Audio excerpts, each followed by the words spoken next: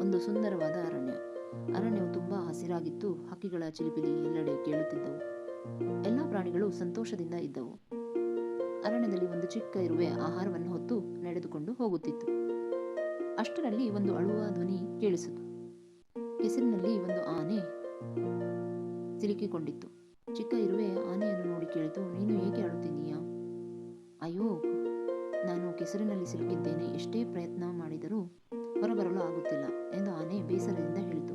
ನನಗೆ ಸಹಾಯ ಬೇಕಾಗಿದೆ, ದಯವಿಟ್ಟು ಸಹಾಯ ಮಾಡು ಅಂದಿತು. ಇರುವೆ ಯೋಚಿಸಿತು, ನಾನು ತುಂಬಾ ಚಿಕ್ಕವನು, ನಿನಗೆ ಹೇಗೆ ಸಹಾಯ ಮಾಡಲಿ ಎಂದು ಯೋಚಿಸುತ್ತಾ ಅನಂತರ ಧೈರ್ಯದಿಂದ ಹೇಳಿತು, ನಾನು ನಿನಗೆ ಸಹಾಯ ಮಾಡುತ್ತೇನೆ ಎಂದಿತು.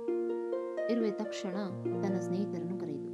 ಹಲವಾರು ಇರುವೆಗಳು ಓಡುತ್ತಾ ಬಂದವು. ಎಲ್ಲಾ ಇರುವೆಗಳು ಒಟ್ಟಾಗಿ ಕೆಲಸ ಮಾಡಿದವು, ಕೆಸರನ್ನು ತಳ್ಳಿದವು. ಸ್ವಲ್ಪ ಸಮಯದ ನಂತರ ಆನೆ ಕೆಸರಿನಿಂದ ಹೊರಬಂದಿತು. ಆನೆ ತುಂಬಾ ಸಂತೋಷಪಟ್ಟಿತು. ನಿಮ್ಮ ಸಹಾಯವನ್ನು ನಾನೆಂದೂ ಮರೆಯುವುದಿಲ್ಲ, ಧನ್ಯವಾದಗಳು ಪುಟ್ಟ ಸ್ನೇಹಿತರೆ ಎಂದು ತಿಳಿಸಿತು. ಎಲ್ಲರೂ ಸಂತೋಷಪಟ್ಟರು.